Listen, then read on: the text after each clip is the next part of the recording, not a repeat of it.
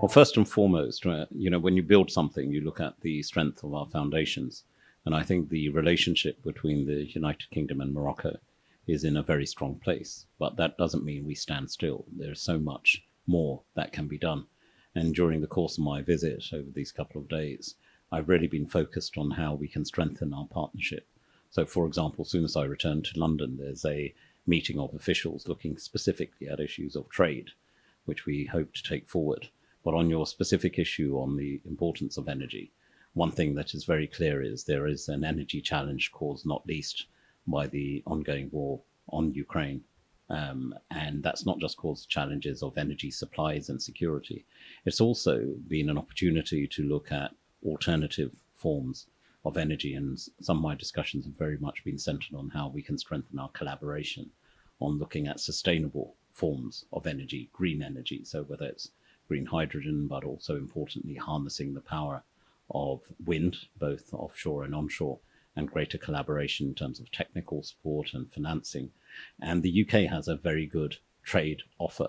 We've stood up what's called the British International Investment, which is our own sort of banking institution with finance available there. But also importantly, through our own export finance facility, we have up to £4 billion readily available to explore specific projects and support for inward investment here into Morocco.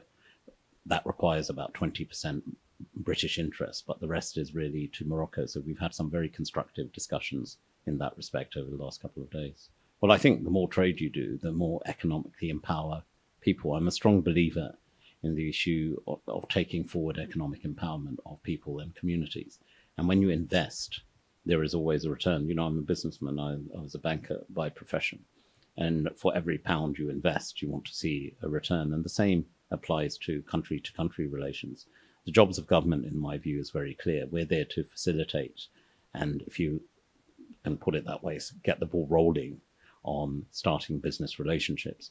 But when you look at the scope and opportunity, whether we're looking at sectors of tourism, whether we're looking at sectors in sustainability, in energy, whether we're looking at scoping infrastructure support, certainly the United Kingdom is already engaged in discussions and constructive discussions.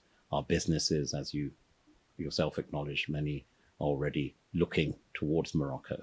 And we want to work very constructively to really avail the opportunities to the benefit of not just our country and to Morocco. There's opportunities for our citizens to be empowered. And in a since our departure from the European Union, the United Kingdom really has the huge potential to really unleash new relationships and business relationships. And you look towards stability and security as a first point, and that's certainly present here in Morocco. And we look forward, inshallah, to really strengthening and building upon that. Well, I think it's not just about energy. We've alluded to trade. We've had some really productive discussions on the issue of higher education. The United Kingdom has a very powerful offer when it comes to education and higher education. And there's a real need. I was just with the Speaker of Parliament, and he shared with me a recent survey which was done here, where over 70% of people, citizens of Morocco, wanted English taught. Well, that's music to our ears. Because, and I wouldn't just say this, well, I would as a British minister, but I assure you, English is the business language of the world.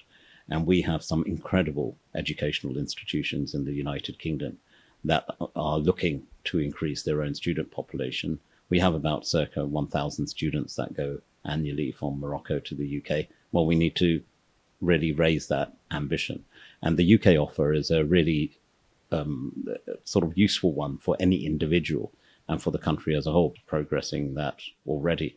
What we want to see is really enhanced ambition in that regard. Research and development in any sector, in any industry is key.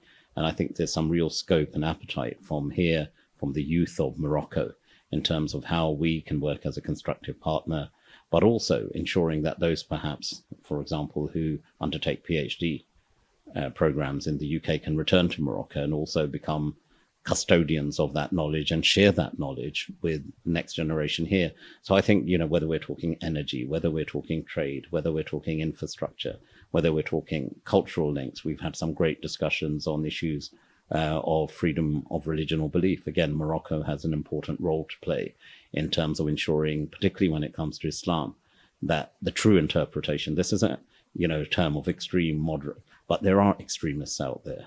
And when we talk about moderate Islam, it isn't a moderation of Islam. It's actually the true essence of Islam that needs to be promoted. And what you see is that within Morocco, there's a real understanding of what the principles are. When you explain religion to someone, it must be done in a way which is palatable and understandable to the individual. And certainly from my exchanges that I've had with the likes of Dr. Ahmad here, it's been very enlightening.